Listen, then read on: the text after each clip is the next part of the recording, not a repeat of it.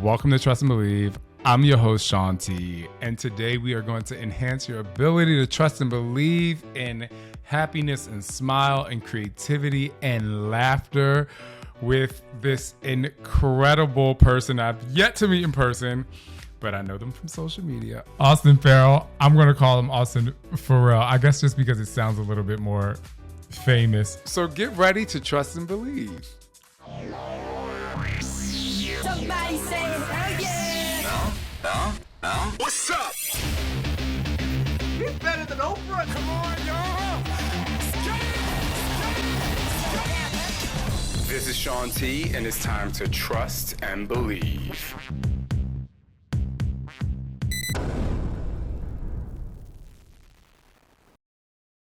Austyn, what is going on? Hi. So, in Trust and Believe, we sometimes, well, a lot of times we talk about things and situations and ability to trust and believe.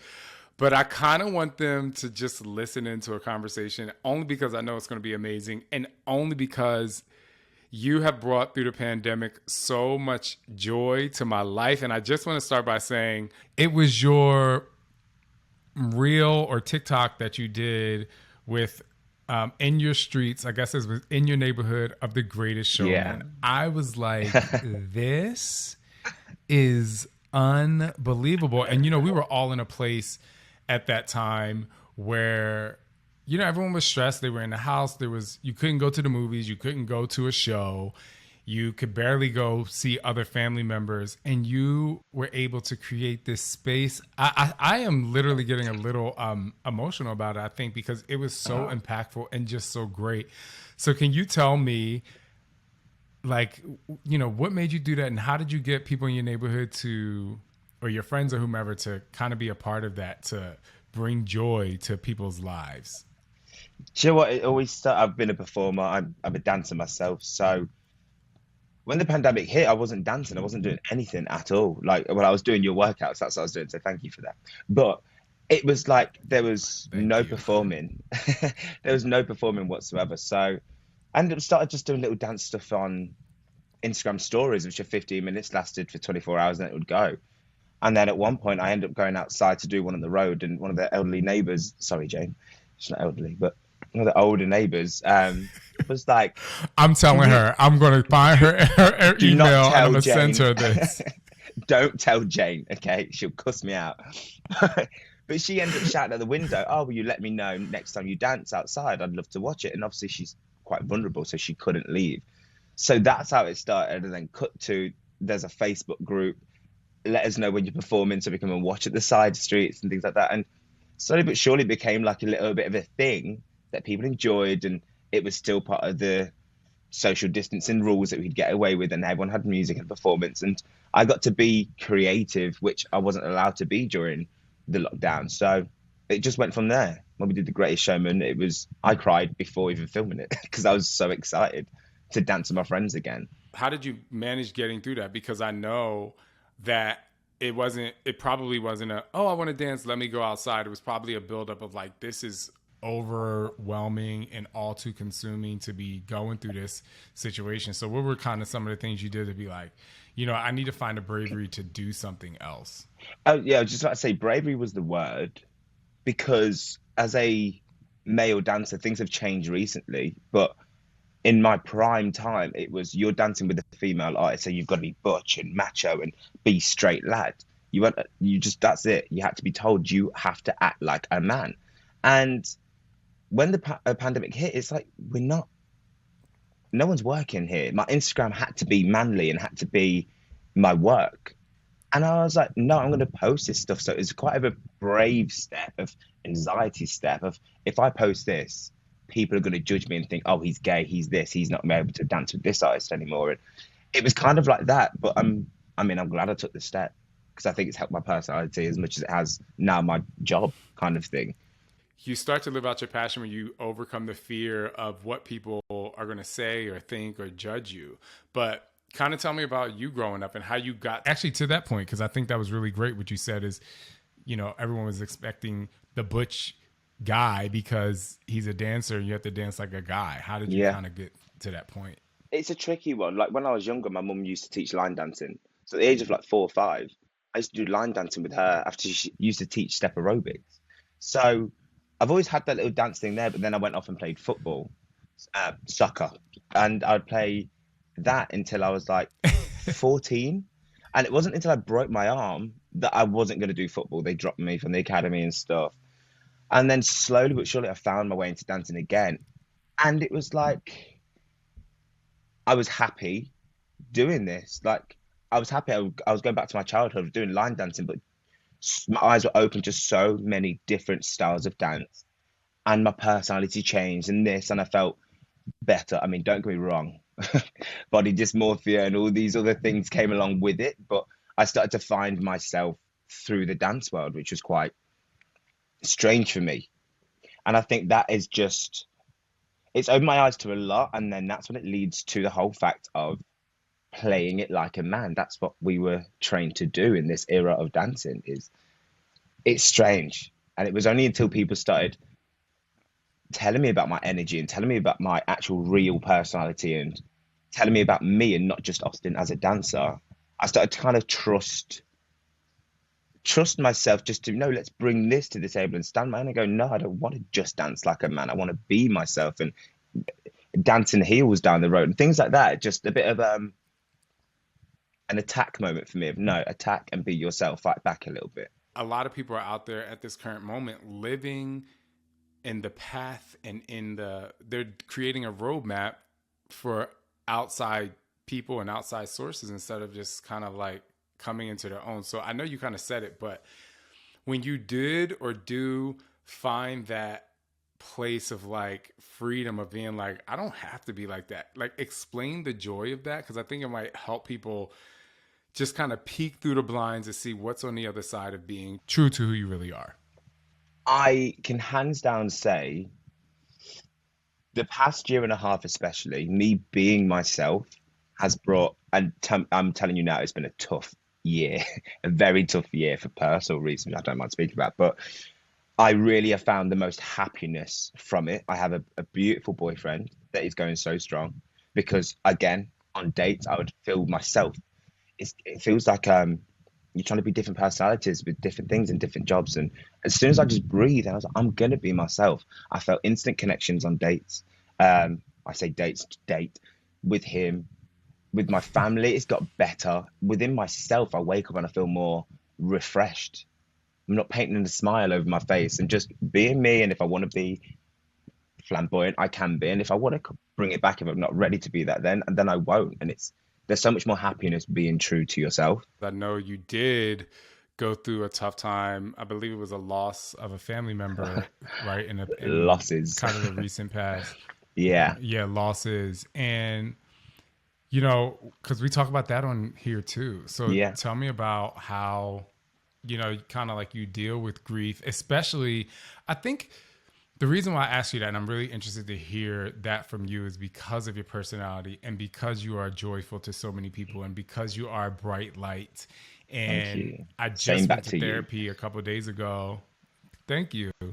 I went to therapy a couple of days ago and I was like, not even accepting the fact that I was having a gloomy day because I just kind of felt like, not to like my immediate family, friends, and team, but I just feel like this feeling of like, well, if I feel down, like my energy is going to get to everybody else. And my therapist was like, no, gloomy days are a part of the human experience. My mom was like, yeah, great. Like, you know, we can actually embrace that. So back to you with your losses. How did you kind of like navigate and maneuver that through that, knowing that you have this light that you shed and shine on people, but you still had to go through what you needed to go through? So, I mean, I'll just go back from the start. It was beginning of the year, like end of December, and just all of a sudden, me and my mum, I had a chest infection. Me and my mum were at the hospital anyway, getting that checked out, and then we went home. And cut long story short, the police came there and had said my stepdad had had a heart attack and just instantly died. And I had to see my mum go through that. The screams will still go through my mind and stuff like this, and instantly, I remember thinking, I have to be strong. I have to be a good energy here. Like, I have to hold my mum here. My family's very tight, but I was always staying at my mum's, and I just felt like I had to kind of not fake my energy. I just had to be there. I wasn't putting myself forward and stuff like that, which any son, any person would do anyway. And I've been there for her for that. And then a week later, my auntie died, and I was like, what? And that was old age, so we kind of expected it, but it was kind of tough. Um, but I was trying to work at the time and things, and I was on tour, so I'm going on stage, painting a face on, pretending I'm happy and pretending I'm this sexy kind of guy and things like this. And I'd come off stage, I'd just end up being so sad because I'm exhausted from trying to fake my energy. And then I'm around other people and backstage, and then even just in the day, I just wanted to cry and trying to get a Starbucks, and I can't. I feel like I can't let other people see that I'm upset, and especially my friends that know me or my family.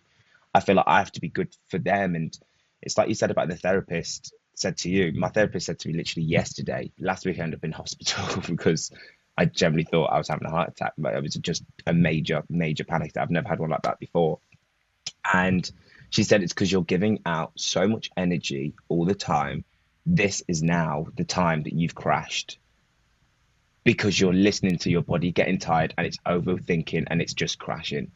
And you have to restore your energy for yourself. And it's exactly what happened to you. My mind was just like, yeah, it makes sense. It all just aligned. Panic attacks. Tell me about that. Did you have any warning signs when that was coming upon you? I did. And I thought it was something else. Like, again, another loss. I think it was 5 weeks ago. My friend, she was meant to be getting married, and I don't know if I'm allowed to say it on here, but well, basically she passed away the morning of her wedding, and it was to do with her heart and things like that. And a few weeks ago, I got told the story, like just what was happening. She had tingles and things like this, and in her arms and her heart, just sweating and things. And so the week before I went into hospital, my hands were tingling. They were getting really numb, and I kept saying to my boyfriend Alex, I was like, my hands just don't feel right. And then my legs started feeling the tingling, and my heart started going. And I don't know what I even thought it was. I generally thought it could have been a heart attack. Then I thought, is it me panicking, overthinking? And then because of the recent loss, I thought, oh God, is this what happened to my friend? And everything was just overplaying in my mind. And whoever I see, my family and friends, I'm thinking, I'm feeling this feeling inside, and I don't dare say it, but you can tell something's wrong. I was all agitated. It was horrible. And I remember the night before I did go into hospital, I was on the floor here. It's like I have to look back and laugh at it now because I've just never been so scared in my life. I was on the floor crying on the phone to my boyfriend, just begging for him to stay on the phone to me. It was just the strangest, horriblest feeling I've ever had. I just want to say, thank you for sharing that, because it's not easy, especially, again, when people look at you as like the funny person or the exciting person or the person that brings in a lot of energy, which is really naturally you or naturally ourselves. But, especially in a world of, I think, and I'm happy that mental health is becoming more of a conversation. Yeah. And you find so many people who struggle with it, and sometimes you find out too late that they've been struggling. So I think it's really, I know you're going to help a lot of people by just sharing parts of your story. Thank you for that. But the thing is, it's like, I think you especially, I've always wanted to go therapy, but I do see a lot of, you're a big inspiration of mine, massive. Again, with energy and fitness, like my dad is a fitness coach and that stuff. And Thanks. It's so amazing when you would speak about your therapist. I'm like, you just speak about it openly, like it's a normal thing. And it is. It's that. So when I did start a few months ago, it was mainly because of you. And like yesterday, my most recent one, I didn't cry in therapy, but I have broke down there before, because yesterday I just felt stronger about what was coming from my heart. And I generally do take it down to you. So thank you. Oh, thank you. Thank you. You want to know, man, I remember the other video that I just love of yours beyond anything I can ever imagine was when Kim Kardashian wore that Met Gala dress. And wasn't it the Met Gala dress, and it was all black, And I said, what? Oh, And you God. did this TikTok and this reel. And I was like, this is impossible. I was like, this is not happening. I watched it. I don't know if you've had like 36, I don't know how many millions of views you had on that. However, I was at least 1 million of them because I was just like, this is so crazy that, because what I saw was somebody like living in a space of, I literally, meaning you, living in a space of like, I literally don't give a like, this is exactly what I'm going to do. And it was creative and it was fun. And that's when I think I was really like, I started to like really look deeper into who you were. And I was like, yeah, he's a choreographer. And I'm like, wow, like this guy is really, really talented because that took me out. The hair was a bin bag. And I'm really proud of that hair because I was not buying a 50-inch weave. Not at all. I was like, do you know what? Fuck it. Bin bag, morph suit. That's it. Let's dive into your creativity because I know if you do that, I want to know all of the other, really amazing and fun things you did. So tell me a little bit about your career, like some of the highlights. I know you were able to do an interview a few weeks ago, which I was like, oh my gosh, this is so cool. I know. So tell me some more about the career. Yes. Oh my God. And you know what? I have about 8 different jobs. Okay. So, it's so strange. I'm also a spin instructor, like as well. I like to just plant seeds everywhere. Yes. But with the social media, so this is why I'm so thankful. And you can sound cringe, you can sound whatever like, but I'm generally thankful for people like yourselves, people that share and like and just tag and leave a comment on videos because without that starting, I wouldn't be able to have this as a job. This wouldn't be happening. Me interviewing Kiki Palmer would not have happened because, again, I wasn't being myself before and people allow me to and people show me that they prefer the real Austyn than the fake one. But yeah, when it started leading to like an interview and things like this, I was like, what? I was generally so scared. Like that video, I sit down and I can see myself and I look at her, she looks at me and I'm like, it's just weird. And I just remember for about a minute, I was so scared. And then I was like, nah, let's go in for this. She's such a good energy. And I remember towards the end, I was thinking, this is what I want to do. I want to speak to people. I want to communicate with people. I want to chat to people and share stories, whether it's about films or whether it's about life. And just, I like to think I'm a people person. I like to communicate with people. And that was just for me. I went out and I got into the lift and I cried because I was so happy. She said at the end, the interview finished and she went, you're going to be hard to top. And I thought, you wouldn't say that surely if you didn't mean it. And I just thought, wow, like I never get gassed for myself, but I was like, this is a nice feeling. The takeaway is, the more you yourself, the more longevity you have, and it eliminates some of the stress. Have you gotten any more interviews yet? Any more I missed jobs? out on one. I was on holiday. I was on holiday by a day, and I was meant to fly back that Monday, and it didn't work out. But yeah, fine. I've also made an agreement to myself, enjoy my life, not just for work. So I was like, oh my God, what did I do? So we stayed. I didn't fly back. I didn't do anything. I just stuck with it. So it's fine. So where were you on vacation? Because now I'm nosy. Santorini, Greece. Ooh. So I've been to Mykonos, but I haven't been to Santorini yet. Which one is better? I've never been to Mykonos. Wait, where are you from? From Leicester. So not London, but just a little bit out. Not too far.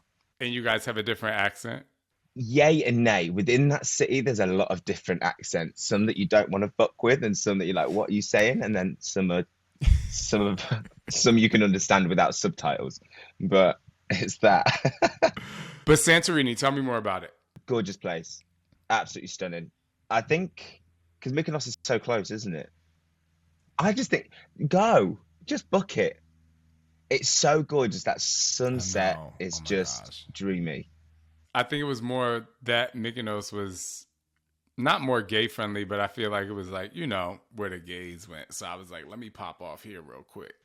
Do you think though, do you think it's quite sad that as gay people or anyone has to think about that before we go away? I do and I don't.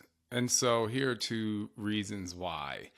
I do because we grew up thinking that we need to go somewhere where we're going to be accepted, right? Because that's truly the foundation of why I chose a lot of my vacation spots when I was younger. You know, especially when I was in my early 20s, it was like, oh, I'm going to go to Miami because I know there's a gay part. I'm going to go to, like, I want to move to California or go to San Francisco because that's where I'm going to be accepted. Yeah. So it is pretty sad there. I think that the positive thing is that because there are gay, you know, parts of the city, I feel like I'm contributing and paying money to my gay brothers and sisters, if you will, because then it's like, at least I'm, you know, helping. Even when I was going to the Maldives this past December, surprised my husband with a trip to the Maldives. Oh, that looked beautiful. You know, I actually reached out to a gay travel person that I follow on Instagram, and I was like, hey, you know, what are the rules there? Because I don't know if it was, they have some sort of religion where if you're on the mainland, it's like illegal and it's like this whole thing.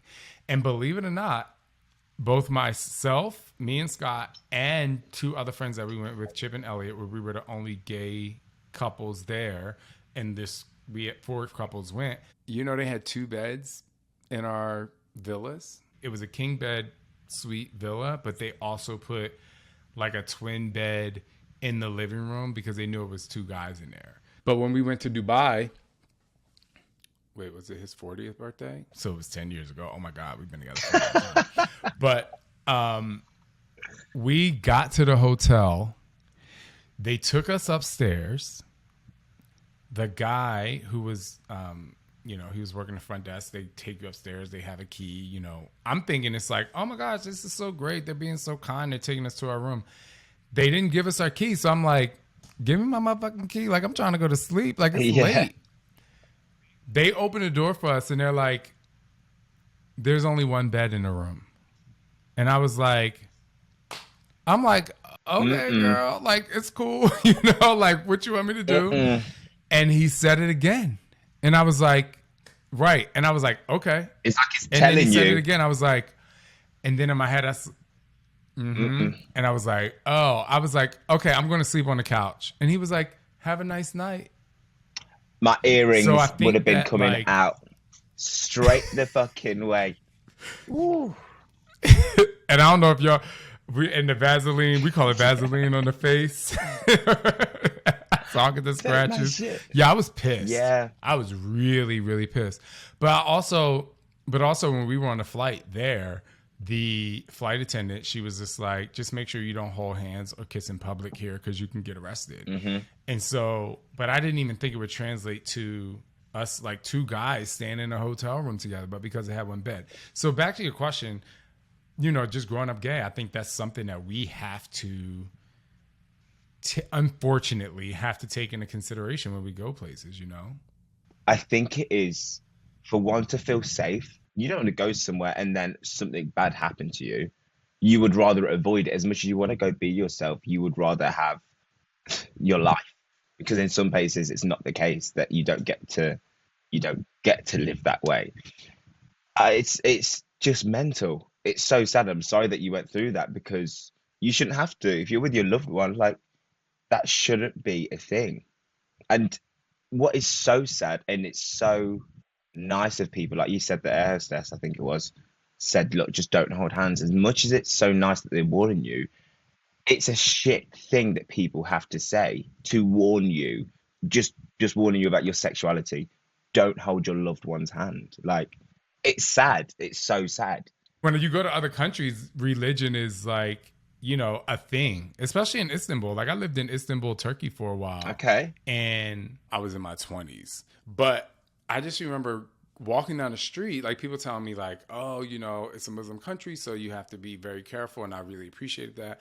But I would meet my friends and I would walk down the street with them and they would walk arm in arm with me. And I'm like sweating. My heart is beating fast. I'm like, I'm not supposed to be doing this. If I get arrested in another country, like, this is a wrap. But then I look around and many guys are walking arm in arm. That's just like how they walk with their friends down the street. And I was like, this is wild. I was like, this is so crazy. But that's not what I was going to tell you. I was going to give you the TT. Give me the TT. So I don't know if this is a myth. Listen, I don't know if this is a myth or not. I have a feeling I know what you're going to say, but go on. They said, as long as you ain't the receiver, you ain't considered gay. I said, bitch, what? It is. I've heard that plenty of people, a lot of people have said this. I'm sure people in London fucking say it because it's that backwards. Like, you know, I like to bring it to just different groups of people. Like us as gay people have to think about that. But I've also talked to some of my female friends who are really close to me. And even like I have 2 nannies that, you know, really do a great job of taking care of our boys. Them boys. And, them boys. You know, they have to carry mace. Honestly. Thank you. The ladies have to carry mace. And like, and one of my friends was saying that he doesn't like his wife to go out even just to Target or something when it's after dark. And I'm like, isn't that crazy that people are so like up that like people can't literally live in a free space, you know? And now we talk about, you know, trans rights and, you know, it's just like, why can't we just live? It's just that we're all gonna die soon. Like, well, hopefully not soon, but one day. So just live your best life and let me live mine. Just, I don't understand why people have to make it such a thing to be against someone. I mean, don't get me wrong. If anyone comes to me, I'll hold my own. I'm earrings, Vaseline, let's go. But unfortunately, there's not some people that can't physically have their own back and can't have the help. And it's so sad when you hear and see, you see it so much. And it's so sad, like, that it actually still happens. I try to spend my time and my life just inspiring people either to find their own path that's going to make them happy, or if anybody comes across it who is an asshole that doesn't want people to have, you know, freedom of their body or freedom of their, even if it is religion, I'm all for religion. I'm like, listen, I'm like, you can totally do that. If that makes you feel good that you are going to heaven, be that and do that. But like, don't tell me to go to church because it's boring to me. You know, I listen to gospel music on the treadmill, but still. Brilliant. Tomorrow I'm going to be on that treadmill. I'm just going to think, fuck it, gospel, play. Just. I love gospel music because I love the music, right? But not until Nicki Minaj ended up being in that gospel song, I'm Getting Ready. I'm like, this is my life, because you got Nicki Minaj popping in on a gospel song when, like, if you hear most of her music, like, she is ratchet as ratchet can be. I'm like, and I loved it because I loved the crossover, because I'm like, yeah, like, you know, I use it as a energy for me to get me through. But anyway, I just thought it was really great. And so now listen to gospel music on the send me that song. Also, Drain the Brain got me through today. Just so you know. Just so you know. Tell me about it. I literally didn't even want to look at my gym today. That's where I was. I was all right. I was like, I'm just going to go do it. And I remember it's just, again, I just feel weak and just at the moment. I've just been very weak and stuff like that. And I've been eating the wrong things because we've just been busy with friends. And my boyfriend's got a new barber shop and he's doing amazing. So I've been helping him with that. I finally had a bit of me time today and I was there. And just halfway through, I was like, drain the brain. So I listened to it yesterday. I was like, drain the fucking brain. And it was, I shit you not, you asked my dad, it was the best workout I've had in so long, honestly. Cannot tell you how long. So thank you for that. That makes me so happy. So for those of you who don't know, he's talking about a podcast I did, I guess a couple of weeks ago. It was called Drain Your Brain, people. Maybe it was last week. I can't remember. But it's called Drain Your Brain. And, well, go listen to it. Because it will. And I actually use that in my workouts.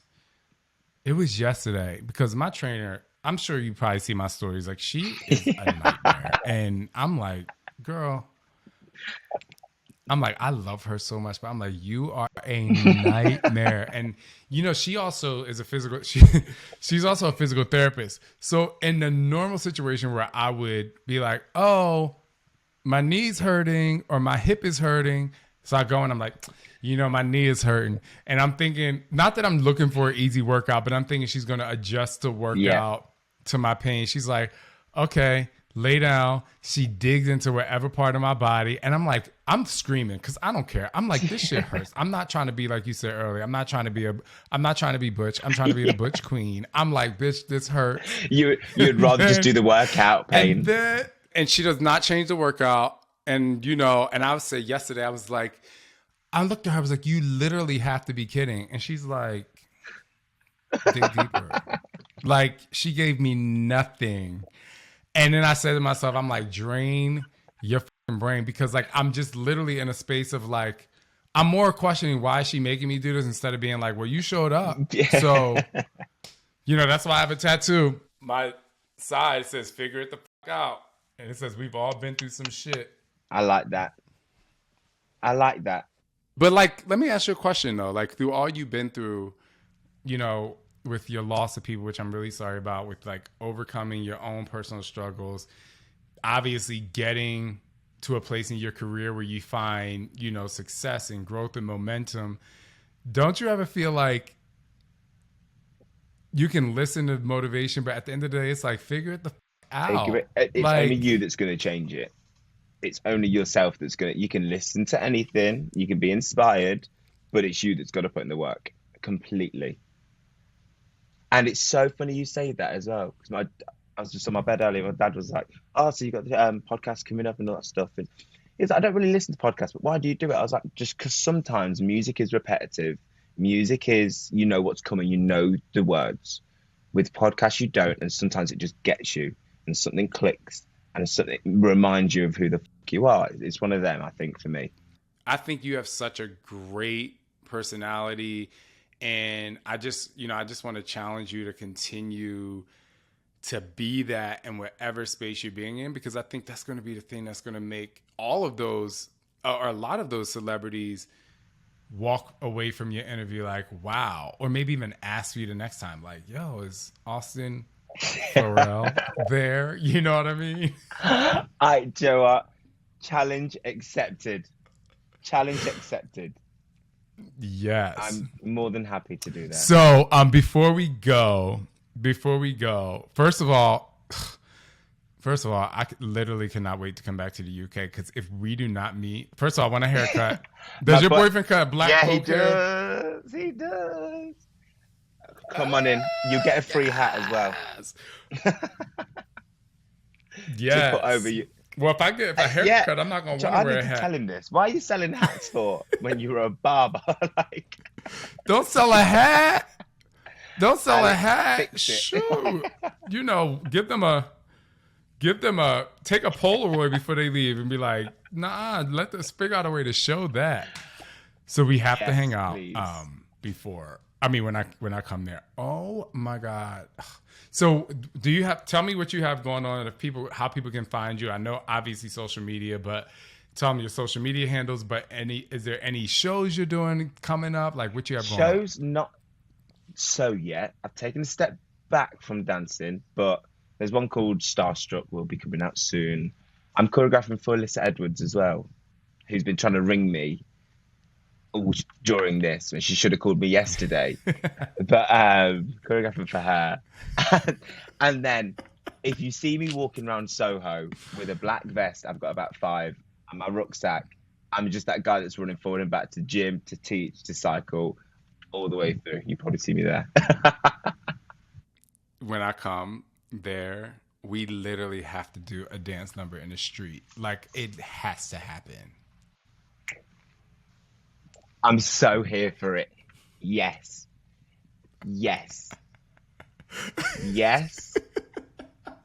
I need to go because I need to get choreography. Gosh. I need to set it now. Book your flights. I know. Well, I'll give you plenty of notice. And bring your dancer friends, because the people you got, they can dance. Like and it's gonna be amazing. You know, reels can be longer now, at least a minute and a half. Like I want a whole show. It's gonna have to go on YouTube. Just 9 minutes.